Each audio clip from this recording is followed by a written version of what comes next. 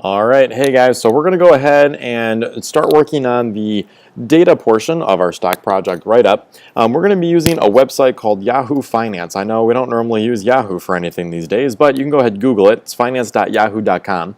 The site itself actually has some really good resources, including historical data. It'll show us the close prices of all of the stocks for all of the days that we've been doing this project, which is awesome. So I'm going to go ahead and look up any of my main companies up here on the top of the page. Oh Lord, this might slow down on us. So I'm going to go ahead and type in a company. I'm just going to use General Motors as an example. So I'm going to go ahead and open up that company. So you just search for them up top. I'm going to run through this really fast, but the bonus is that this is a video. You can pause and rewind if you need to see something again.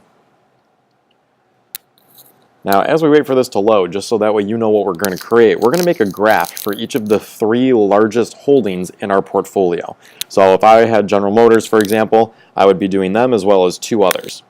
Now, the instructions that you're working with say that we're going to click over here on historical data. So I'm going to click on historical data, and it's going to pull up some information for me.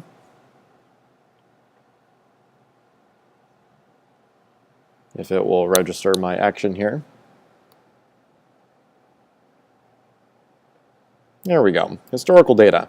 You can see in here that it shows every open price. So this is what it was when the stock bell rang in the morning.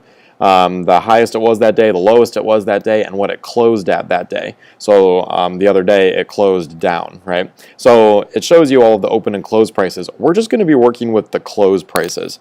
But we're going to go ahead and export data.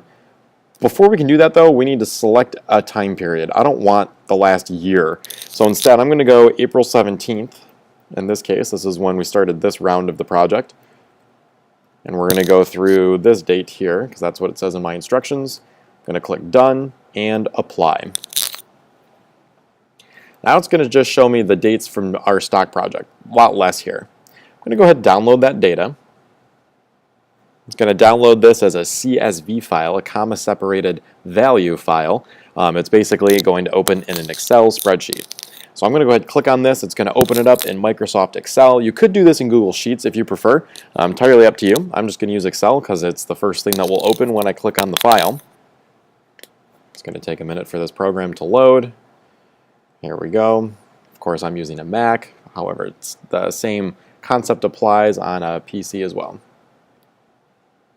It's going to take a second to think here.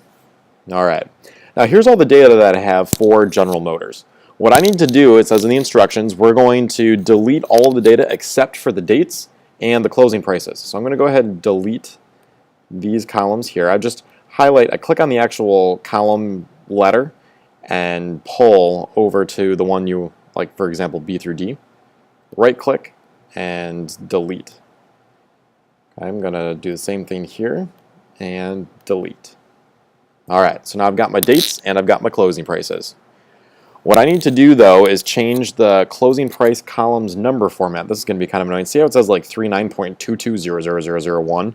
Annoying. So I'm going to highlight this whole column by clicking on the letter on the top of the column. And somewhere you can format the number type. I'm going to format this to currency. Now it changes it to normal dollars. Okay, 39.22 for example. All right, I'm going to highlight all my data next. So from date, I'm just going to click and drag all the way down here, just like this. And then I'm going to click on chart, or charts, whatever it says for you guys. And I'm going to do a simple line graph. So I'm going to click here, and I'm just going to do a line graph. Boom. All right. Now, if I were to expand this a little bit, it's going to show me more dates down here. So I'm going to have you do that. Oops, you're going to expand the graph. So that way we can see the dates. And you can kind of see from 39.50 all the way down to 34.50, it shows the fluctuation in pricing. Now before I can copy and paste this into my Google Doc, it should be as easy as copying and pasting, I need to make sure that I title everything correctly. See how it says close? That's incorrect. So I'm going to go ahead and click in here. Should be able to edit it. Oh, it's going to take a second to think. Hate that spinning little rainbow wheel.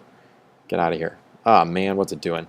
All right, we're going to try that again. I'm just going to click in here, and I'm going to change this to General Motors, just so that way I know this is the stock performance for General Motors. And everything else I'm going to leave the same. So all I'm going to do is right-click on this, I'm going to copy and I'm going to paste it into my Google Doc and continue with the rest of my write-up for General Motors. You're also going to do this for your other two companies as well.